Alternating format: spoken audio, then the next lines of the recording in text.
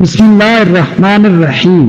मुअज़्ज़ज़ नाज़रीन, उस बोल नामी बुत के 400 नबी थे। इस पर हम बात करेंगे। बात स्टार्ट करने से पहले रिक्वेस्ट ये है कि हमारे चैनल पर नए हैं तो हमारे चैनल को सब्सक्राइब करें ताकि हर आने वाली नई वीडियो बर वक्त आप तक पहुंचती रहे। मुअज़्ज़ज़ नाज़रीन, तुम कहते हो कि इसराइल में तुम्हारे माबूद बोल के 450 नबी हैं। तुम एक दिन सबको मेरे सामने जमा कर लो। वो बोल के नाम पर कुर्बानी पेश करे और मैं अल्लाह के नाम पर कुर्बानी पेश करूंगा। जिसकी कुर्बानी को आसमानी आग खा कर बसम कर दे उसका दीन सच्चा होगा।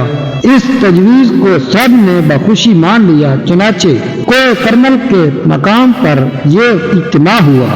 बोल के झूठे नबियों ने अपनी कुर्बानी पेश की और सुबह से दोपहर तक बोल से इल्तिजा करते रहे मगर कोई जवाब न आया। उसके बाद हज़रत इलियास अलैहिस्सलाम ने अपनी कुर्बानी पेश की। उस पर आसमान से आग नाजिल हुई। उसने आपकी कुर्बानी को भस्म कर दिया।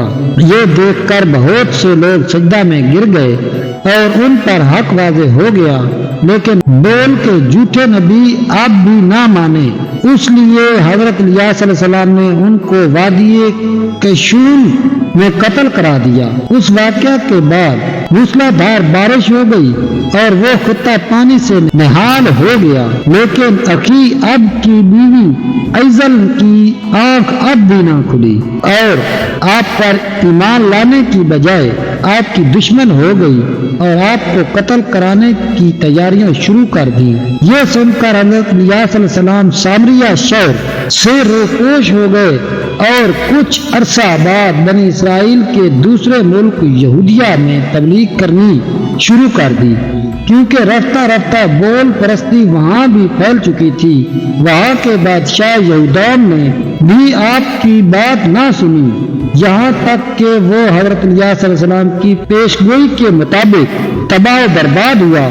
चंद साल बाद आप दोबारा इसराइल में तशरीफ लाए और दोबारा अखी अब और उसके बेटे अक्सिया को राह रास्त पर लाने की कोशिश की, मगर वो बदस्तूर अपनी सरकशी पर कायम रहे। यहाँ तक कि उनको बैरूनी हमलों और बोलक बीमारियों का शिकार बना दिया गया।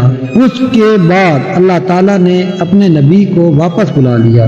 बारतुल मारिफ में है कि शैतान बोल बुत में बैठ गया था और उसके नबी बाहर बात करते तो शैतान अंदर से जवाब देता कि तुम्हारा खुदा ये कहता है। फिर बादशाह और ताबीन उसके मुवाफिक अमल करते।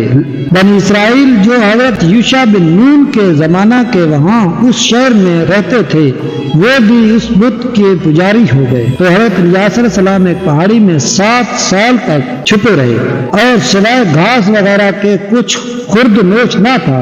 बादशाह ने बड़ी तलाश की लेकिन किसी तरह भी इलियास अलैहिस्सलाम ना मिले। फिर बादशाह का बेटा सख्त बीमार हो गया। तमाम मुआलिज आजिज हो गए। बोल बुत की बड़ी प्रस्तश की लेकिन कुछ ना मिला। बोल के नबियों ने कहा कि तेरे से बोल बुत नाराज हो गया है क्योंकि तूने हज़रत इलियास अलैहिस्सलाम को कत्ल नहीं किया। फिर बादशाह ने 400 आदमी हज़रत इलियास अलैहिस्सलाम की तलाश में भेजे। हर जगह हर पहाड़ी की गार में आवाजें देते और कहते हैं इलियास सामने आ, हम ईमान ले आए हैं। और बादशाह भी इस्लाम लाता है। हज़रत इलियास अलैहिस्सलाम ने जाहिर होना चाहा लेकिन खुदा ताला ने रोक दिया कि ये मुनाफिकाना चाल है। तब हज़रत इलियास अलैहिस्सलाम ने दुआ की कि या अल्लाह, अगर ये लोग सच्चे हैं तो मुझे उन पर ज़ाहिर कर दो, अगर झूठे हैं तो उन पर आग बरसा दे। चुनाचे आसमान की तरफ से आग आई और वो सब जल गए। जब बादशाह को ये खबर मिली तो 50 आदमी और भेजे, उनके साथ भी यही मामला हुआ। फिर बादशाह सख्त मलूल हुआ लेकिन बेटे की सख्त बीमारी की वजह से ना जा सका। आखिर बादशाह ने एक मोमिन आदमी को बड़ा जर्रार लश्कर देकर भेजा। उस मोमिन ने हज़रत इलियास अलैहिस्सलाम को आवाज दी तो इलियास अलैहिस्सलाम उसके साथ शहर में आए। लेकिन उस वक्त बादशाह का बेटा शदीद बीमारी की वजह से हलाक हो गया था। बादशाह उसी गम में था कि इलियास अलैहिस्सलाम फिर चले गए। बादशाह ने लश्कर के कमांडर से दरियाफ्त किया। उस मोमिन ने कहा कि मैं भी آپ کے لڑکے کے غم میں مبتلا تھا، مجھے پتہ نہیں کہ کہاں گیا۔ بڑی مصیبتیں گزارنے کے بعد حضرت الیاس علیہ السلام ایک عورت کے گھر رہے۔ اس کا جوان بیٹا بیمار تھا، الیاس علیہ السلام نے دعا کی، وہ ٹھیک ہو گیا۔ وہ حضرت الیسع علیہ السلام تھے جو آپ کے بعد نبی ہوئے تھے، اور حضرت الیاس علیہ السلام نے اپنے لیے دعا کی، پھر وہ نورانی گھوڑے پر سوار ہو کر اڑ گئے۔ ویڈیو اچھی لگے تو ویڈیو کو لائک اور چینل کو سبسکرائب کر دیں۔ ملتے ہیں نیکسٹ ویڈیو میں، تب تک کے لیے اللہ حافظ۔